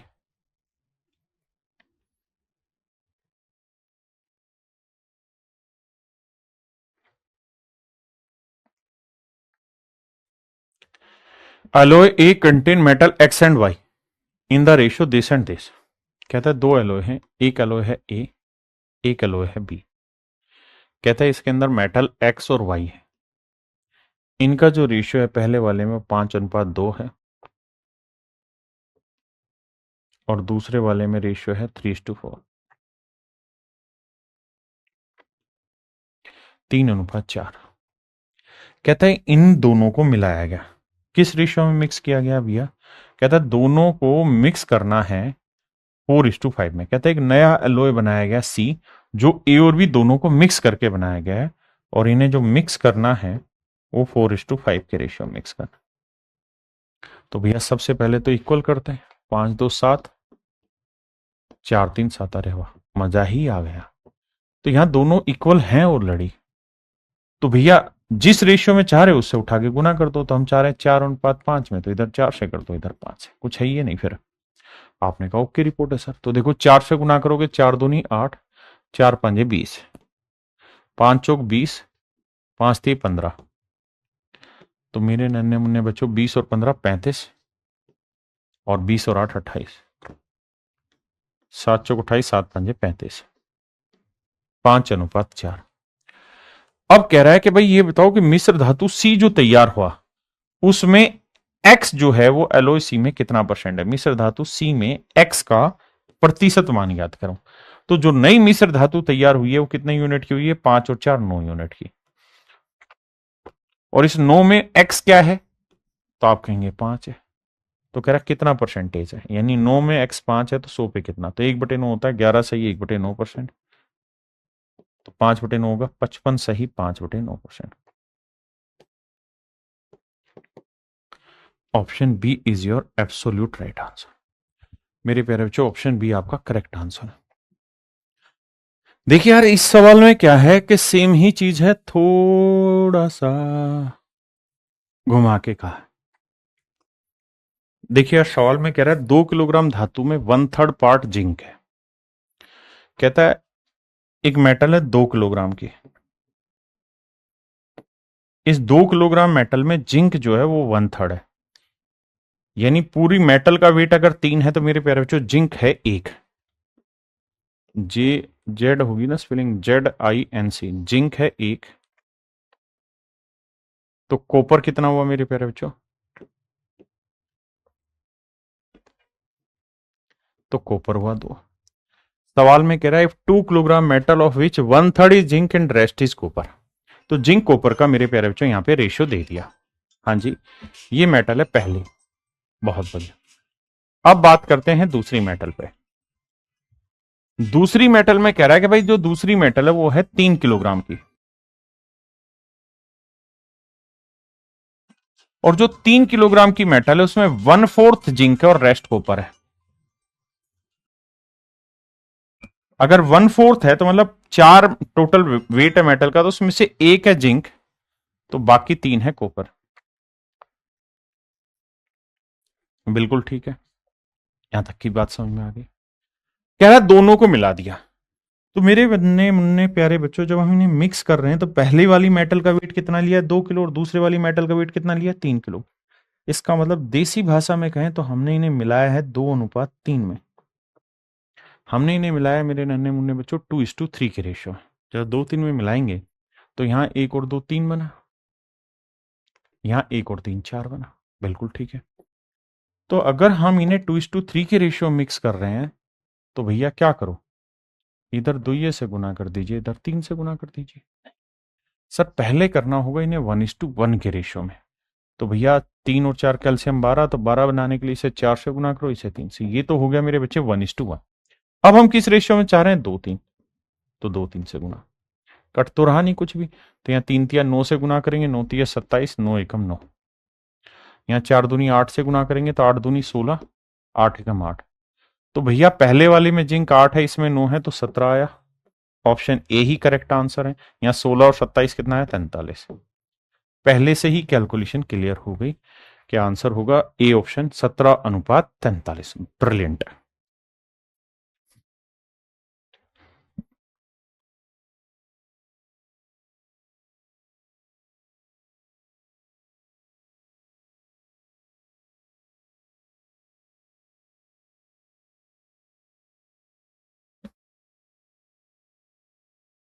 कहता है इन्हें coloured picture of blue and yellow.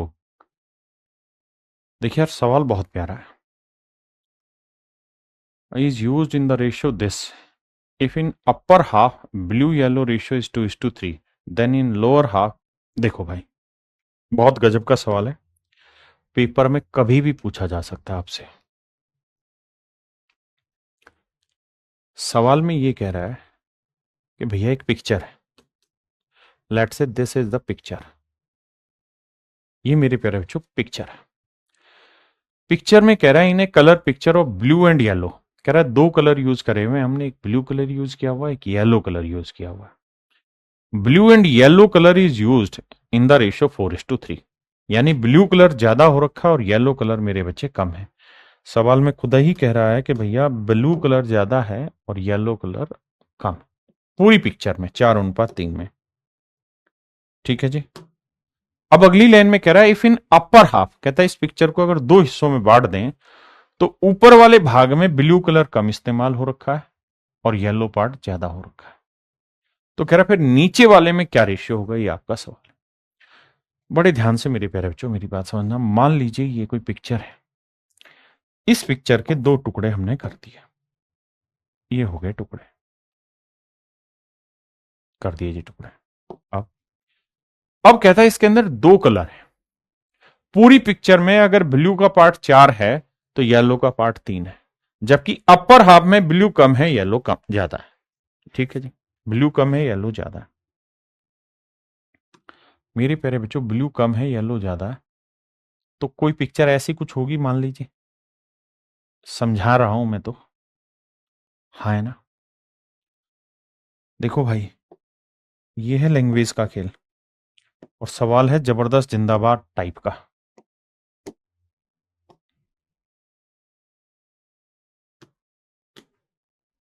ये हो गया मेरे प्यारे बच्चों येलो कलर की शेड, और एक ले लेते हैं ब्लू कलर की शेड। ये हो गई ब्लू कलर की शेड। ऐसे कोई पिक्चर बनी होगी, ऐसे मेरे प्यारे बच्चों कोई पिक्चर बनी होगी। सवाल में खुद ही कह रहा है कि जो ये पिक्चर बनी है, इस पिक्चर में खास बात क्या है कि पूरी पिक्चर में ब्लू कलर और येलो कलर का जो रेशियो है वो 4:3 है। यानी पूरी बड़ी पिक्चर में 4 यूनिट ब्लू कलर है तो 3 यूनिट येलो कलर है। जबकि जो अपर हाफ है, नहीं अपर हाफ मतलब पूरे में से जो आधा ऊपर का हिस्सा है, इसमें ब्लू कलर 2 है और येलो कलर 3 है, ऐसा कह रहा है। यानी ब्लू कलर 2 है, येलो कलर 3 है, ऐसा कह रहा है। तो नीचे वाले में ब्लू और येलो का रेशियो बताओ क्या होगा। थोड़ा सा मैंने उल्टा बना दिया, क्योंकि उल्टा क्यों बना दिया, क्योंकि मुझे ऊपर वाले में ब्लू कम चाहिए, तो ये बना दो ब्लू और येलो होगा बड़ा। अब ठीक हो गया। तो ऊपर वाले भाग में ब्लू इज टू येलो का जो रेशियो है वो 2:3 है, जबकि पूरी पिक्चर में मेरे प्यारे बच्चों ब्लू येलो का जो रेशियो है वो है कितना, 4:3। आराम से 10, 12, 15 सेकंड के लिए सवाल पढ़िए, उसके बाद की कहानी स्टार्ट होगी।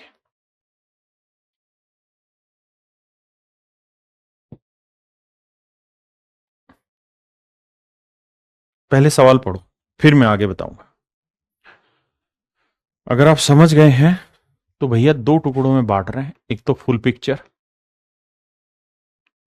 फुल फोटो, और एक अपर पार्ट, अपर पार्ट, एक मेरे प्यारे बच्चों लोअर पार्ट, एक हो गया lower part, upper part, lower part. तो सवाल में कह रहा है कि पूरी फोटो के अंदर ब्लू और येलो जो है, ब्लू जो है वो 4 यूनिट है तो येलो कलर 3 यूनिट, यानी पूरी फोटो में ब्लू और येलो कलर का रेशियो ये है। जबकि अपर पार्ट में ब्लू येलो कलर का रेशियो है 2:3। तो कह रहा है लोअर पार्ट में ब्लू और येलो कलर का रेशियो क्या होगा, ये मेरा सवाल है। ब्लू और येलो कलर का रेशियो क्या होगा, ये मेरा क्वेश्चन है। अब मेरे बच्चे मैं कुछ चीजें हटा रहा हूं समझाने के लिए, गौर से ध्यान दीजिएगा। देखना मेरे बच्चे, देखिए यार ये अच्छे लेवल के क्वेश्चन है, प्योर सीजीएल लेवल के क्वेश्चन है, आपको समझना चाहिए। मेरे बच्चे एक बात बताइए, अगर टोटल पूरी इस पूरी फोटो में अगर 10 किलो कलर यूज हुआ है, समझने के लिए अगर 10 किलो कलर यूज हुआ है मेरे बच्चे, तो मैं ये कह सकता हूं कि 5 किलो तो ऊपर वाले में यूज हुआ होगा। भाई उस 5 किलो में ऐसा होगा कि येलो ज्यादा हो रहा होगा और ब्लू कम यूज हो रहा होगा, हाँ है ना। आप कहेंगे ये बात समझते हैं, यानी पूरी फोटो में अगर 10 किलो कलर यूज हुआ है तो उसमें से 5 किलो कलर यूज हुआ है ऊपर वाली में, और बाकी बचा हुआ 5 किलो यूज हुआ है नीचे वाली में। अब जो 5 किलो ऊपर यूज हुआ है उसमें समझो कि ब्लू कम है, येलो ज्यादा है, नीचे ब्लू ज्यादा होगा, येलो कम होगा। ये 10 और 5 कोई वो नहीं, ये सिर्फ समझाने के लिए कि पूरी फोटो में जितना कुल मिला के कलर की क्वांटिटी लगी होगी, अपर पार्ट में आधी क्वांटिटी लगी होगी और नीचे वाले में भी आधी क्वांटिटी लगी होगी। मतलब अगर मैं ये कहूं ना कि भाई अपर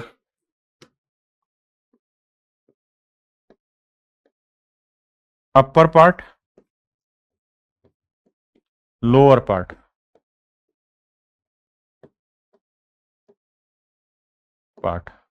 और फुल फोटो, अगर बात करें ना तो अपर पार्ट में अगर 1 यूनिट पेंट लगा है तो नीचे वाले पार्ट में भी 1 यूनिट पेंट लगा है, और टोटल में जो पेंट लगा है मेरे प्यारे बच्चों वो 2 यूनिट पेंट लगा है। ये मैं आपको समझाने की कोशिश कर रहा हूं कि अगर पूरी फोटो में 2 यूनिट पेंट लगा है तो उसमें अपर पार्ट में एक लगा है, लोअर पार्ट में एक लगा है। अब हमें जो रेशियो दिया है वो फुल फोटो का और अपर पार्ट का दे रखा है, तो इसका मतलब हमें फुल फोटो और अपर पार्ट को जो मिक्स करना है ना, फुल फोटो और अपर पार्ट को जो मिक्स करना है वो 2:1 के रेशियो में मिक्स करना है। यानी फुल फोटो का पेंट का जो क्वांटिटी होगी 2, तो अपर पार्ट में पेंट की क्वांटिटी 1 यूनिट होगी। बिल्कुल ठीक है। यहां क्वांटिटी देखें 4 और 3 7, यहां क्वांटिटी देखें 3 और 2 5 यूनिट। अब जरा ध्यान दें, पहले हमें इन्हें 2:1 में मिलाना है, तो पहले इक्वल करो, तो इक्वल करेंगे तो इधर 5 से गुना करो, इधर 2 से 7 से कर दिया जी। अब जिस रेशियो में वो चाह रहा है उस रेशियो से उठा के इसे गुना कर देते हैं। तो मान लीजिए हम चाह रहे हैं 2:1 के रेशियो में, तो इधर 2 से गुना कर दो, इधर 1 से कर दिया साहब। तो यहां 7 एकम 7 से करोगे तो 7 × 21 आएगा और 7 दूनी 14 आएगा। यहां 5 दूनी 10 से किया तो ये 30 आएगा और ये 10 चौक 40 आएगा। इसका मतलब जानते हो क्या हुआ? इसका मतलब ये हुआ मेरे बच्चे कि 5 दूनी 10 साते 70। अगर 70 किलो पेंट यूज हुआ था पूरी फोटो बनाने में, बड़े ध्यान से समझना, पहला सवाल डिटेल में समझ जाओ, मतलब बता तो सोच ही रहा हूं लेकिन कॉन्सेप्ट वाइज समझ जाओगे, उसका जीवन में दिक्कत नहीं। अगर पूरी फोटो बनाने में 70 किलो पेंट यूज हुआ है, पूरी फोटो बनाने में मेरे भाई 70 किलो पेंट यूज हुआ है, तो उसमें से 40 किलो पेंट तो ब्लू कलर का यूज हुआ और 30 किलो पेंट येलो कलर का हुआ। जबकि अपर भाग में कितना हुआ? 1 7 7 5 35। तो ऊपरी वाले हिस्से में अगर 35 किलो पेंट इस्तेमाल किया है, तो उस 35 किलो पेंट में, जो ऊपर वाले में 35 किलो पेंट यूज किया है, उसमें से 14 किलो तो है ब्लू कलर और 21 किलो है येलो कलर। तो मेरे बच्चे टोटल 40 किलो ब्लू कलर ही इस्तेमाल हुआ, उसमें से 14 किलो हुआ है अपर पार्ट में, तो बचा कितना? 26। तो 26 किलो हुआ होगा लोअर पार्ट में। पूरी फोटो में 30 kilo yellow colour paint use हुआ है, 21 किलो तो ऊपर वाले में यूज हो गया, तो बचा कितना? सर 9। तो नीचे वाले में येलो कलर 9। तो नीचे वाले पार्ट में ब्लू और येलो कलर का जो रेशियो होगा मेरे प्यारे बच्चों, 26:9 होगा। ये मेरे सवाल का सही उत्तर है। 26:9 होगा ब्लू और येलो कलर का ratio. That is your answer. वैसे ही मेरे बच्चे आप एक बात समझ सकते थे कि नीचे वाले में नेचुरल है ब्लू ही ज्यादा आना था और येलो कम, तो ब्लू यहां पे कम है, यहां पे भी कम है, यहां पे भी कम है। तो ऑप्शन से भी ट्रिक वाइज आप जाते तो केवल ऑप्शन ए ही आपको जस्टिफाई करा के देता। अब इसी तर्ज पे और सवाल ले रहा हूं।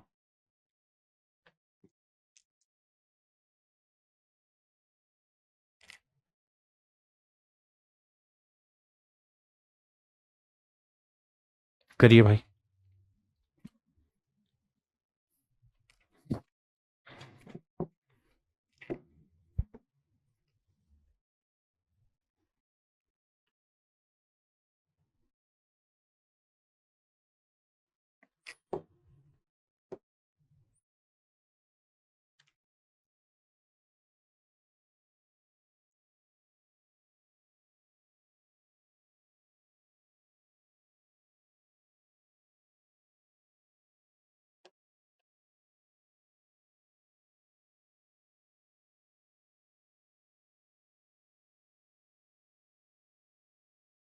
आप पढ़ते रहे।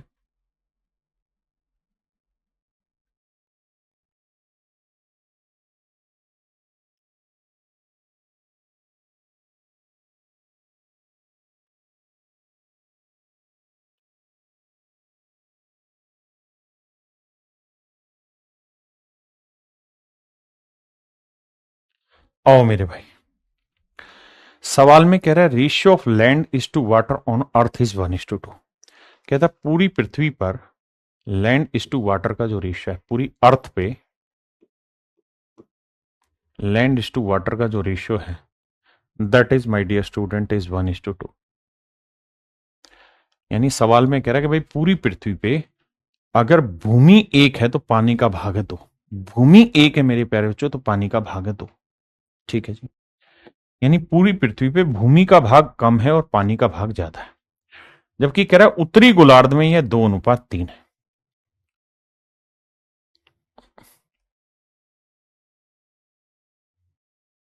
ऐसे मैंने बना दिया।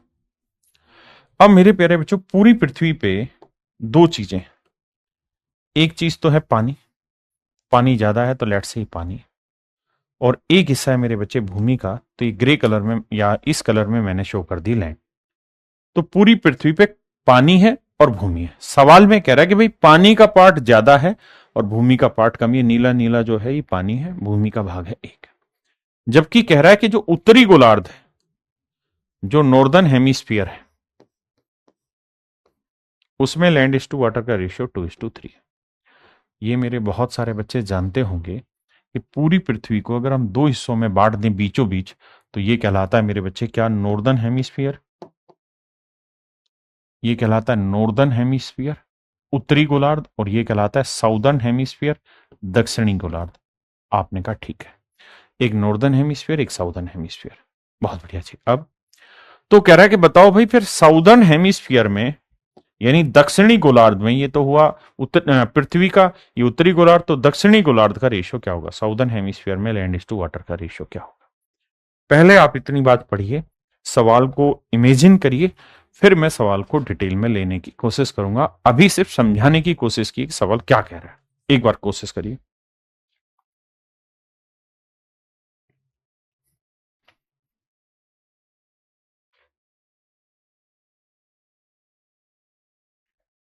आइए बाबू।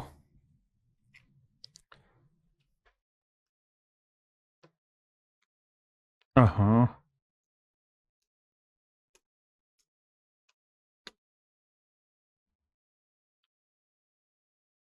अब मेरे बच्चों एक बात तो आप समझते होंगे कि जितना एरिया नॉर्दर्न हेमिस्फीयर का होगा, उत्तरी गोलार्ध का होगा, उतना ही एरिया साउदर्न हेमिस्फीयर का होगा।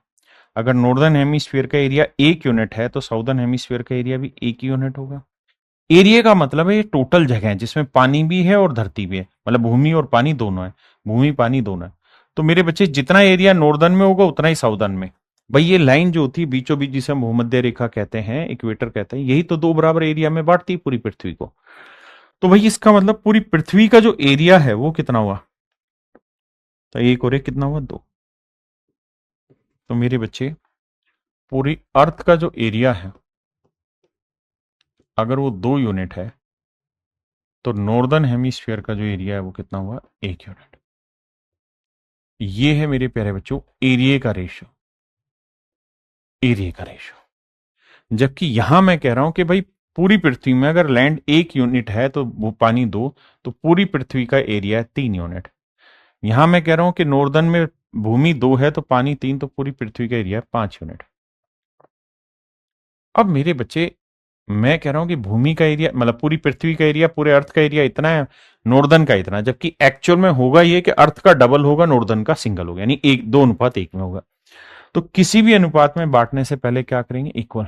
तो इसे 5 से गुना करेंगे, इधर मेरे बच्चे 3 से, तो ये हो गया मेरे बच्चे इक्वल, 1:1। अब किस रेशियो में चाह रहे हैं हम, 2:1 में, तो 2 1 से गुना। तो यहां 3 से करेंगे तो 3 3 9 आया, 3 दूनी 6 आया। यहाँ 5 दूनी 10 से गुना कर रहे हैं तो 10 दूनी 20 आया, और 10 एकम 10 आया। इसका मतलब ये हुआ मेरे भाई, पूरी पृथ्वी पे अगर 10 यूनिट भूमि है तो उसमें से 6 यूनिट नॉर्दर्न हेमिस्फीयर में, तो बची कितनी, 4 यूनिट साउदर्न में। पूरी पृथ्वी पे 20 यूनिट पानी है तो उसमें से 9 यूनिट पानी हुआ, पानी सॉरी 20 यूनिट पानी है पूरी पृथ्वी में, तो उसमें से 9 है नॉर्दर्न हेमिस्फीयर, तो बचा कितना, 11। 11 यूनिट कहां होगा, साउदर्न हेमिस्फीयर में। दक्षिणी गोलार्ध में 11 यूनिट होगा। यानी साउदर्न हेमिस्फीयर में लैंड इज टू वाटर का जो रेशियो होगा मेरे बच्चे, वो 4:11 होगा, 4:11 होगा। यही मेरे सवाल का सही जवाब। आराम से समझो, फिर आगे बात करें।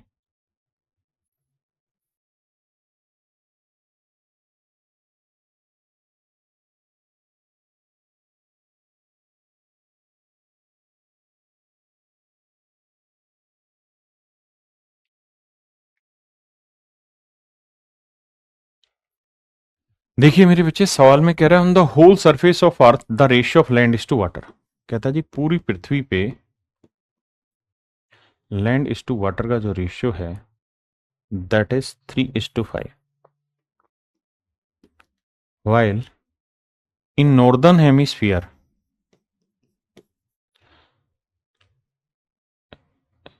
The ratio of land is to water is 7:9। कहता है ये रेशियो है 7:9। हमें बस एक ही बात समझनी है कि भाई पूरी अर्थ का जो एरिया होगा अगर वो 2 यूनिट होगा ना, तो नॉर्दर्न हेमिस्फीयर का एरिया 1 यूनिट होगा। बस इतनी बात समझनी है, नहीं हमने इनको मिक्स करना है 2:1 के रेशियो में। तो भैया यहाँ क्वांटिटी 3 और 5 8 है, यहाँ 9 और 7 16 है। तो पहले इक्वल करोगे, इक्वल करने के लिए मेरे बाबू इसे किससे गुना करोगे? 2 से, इसे 1 से। अब हमें किस रेशियो में लेना है? 2:1 में। तो यहाँ 2 दूनी 4, 4 5 20, 4 3 12। 1 से करोगे क्योंकि 1 गुना 1 1 आया, 1 को 7 से क्या 7, और 1 को 9 से क्या 9। तो 12 में 7 गया 5, और 20 में 9 गया 11। मतलब मेरे प्यारे बच्चों साउदर्न हेमिस्फीयर का लैंड इज टू वाटर का जो रेशियो है 5:11। दक्षिणी गोलार्ध में भूमि और जल का अनुपात 5:11 है ना। देखिए मेरे बच्चे, ये सवाल जो आपने पढ़ा है ना, उससे भी एक कदम ऊपर का क्वेश्चन है, यानी यहां एक स्टेप कैलकुलेशन का और बढ़ाया। पहले सवाल पढ़िए, समझाता हूं, फिर आगे की चर्चा करेंगे। सवाल में कह रहा हूं on the whole surface of earth the ratio of land and water is 1:2। पूरी पृथ्वी पे भूमि और जल का अनुपात, यानी लैंड इज टू वाटर का जो रेशियो है पूरी पृथ्वी पे वो 1:2 है, होल अर्थ पे। आपने कहा जी ठीक है। जबकि कह रहा है नॉर्दर्न हेमिस्फीयर में, उत्तरी गोलार्ध में, लैंड इज टू वाटर का जो रेशियो 2:7 है, 2:7 है, 2 और 1 3, 7 2 9। और हम ये बात जानते हैं कि यार पूरी अर्थ का एरिया अगर 2 यूनिट होगा तो नॉर्दर्न हेमिस्फीयर का एरिया होगा 1, यानी इन्हें मिक्स करना है 2:1 में। नीचे का पढ़ो ही नहीं, बस यहां तक का पढ़ो, इससे आगे का मत पढ़िए, बस यहां तक पढ़िए। तो मैं आपसे कहूं कि भाई साउदर्न हेमिस्फीयर में लैंड इज टू वाटर का रेशियो बताइए क्या होगा। तो मेरे बच्चे किसी भी रेशियो में कन्वर्ट करना हो पहले इक्वल करते हैं, तो इक्वल करने के लिए इसे 3 से करेंगे, इसे 1 से, हो गया इक्वल। अब जिस रेशियो में वो चाह रहा है 2:1 में, तो 2 से इधर गुना करो, 1 से इधर कर दिया। तो 3 दूनी 6, 6 दूनी 12, 6 एकम 6, 1 एकम 1 से गुना करोगे तो भैया 2 ही आएगा, और यहां 7। तो मेरे बच्चे पूरी पृथ्वी पे अगर 6 किलोमीटर भूमि है तो उसमें से 2 किलोमीटर नॉर्दर्न हेमिस्फीयर में है, तो साउदर्न में कितनी बची? 4।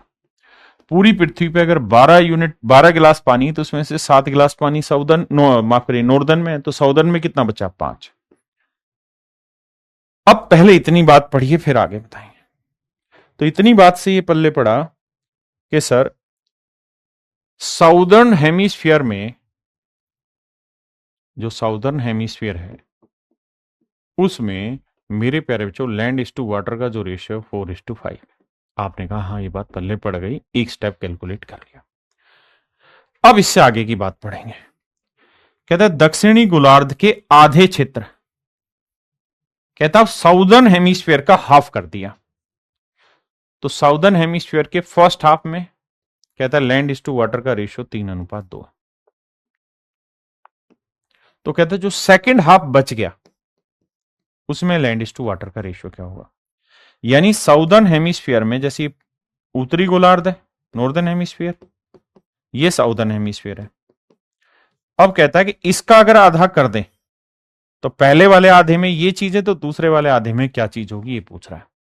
तो मेरे बाबू हमें ये बात पता है कि भैया साउदर्न हेमिस्फीयर का एरिया अगर 2 यूनिट होगा तो उसके हाफ का, फर्स्ट हाफ का एरिया हो जाएगा 1, यानी आपने इन्हें मिलाना है 2:1 में।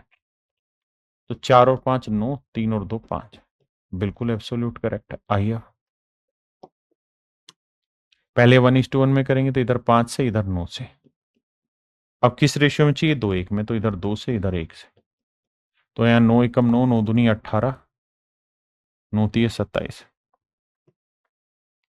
यहाँ मेरे बच्चे 5 दूनी 10, 10 5 50, और 10 चौक 40।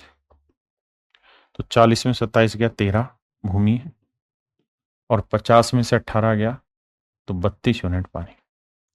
यानी मैं ये कह सकता हूं साउदर्न हेमिस्फीयर में लैंड इज टू वाटर का रेशियो 13:32 है। 13:32 मेरे प्यारे बच्चों, option C is your correct answer. Option C मेरे प्यारे बच्चों आपका एब्सोल्युटली करेक्ट आंसर।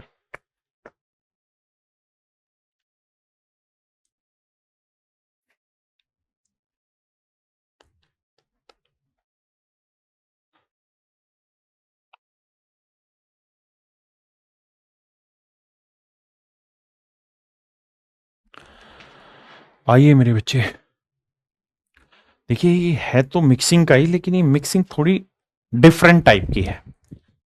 यहां सवाल के थ्रू लेता हूं, डाटा के थ्रू समझाता हूं। पहली लाइन पढ़िए, कह रहा है एक एलॉय है ए, और ये जो एलॉय है ये 60 किलोग्राम का है।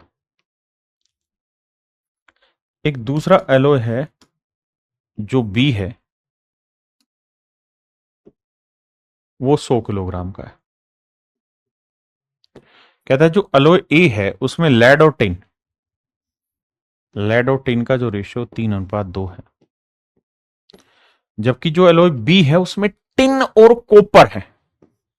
टिन और कॉपर का जो रेशियो है दैट इज 1:4।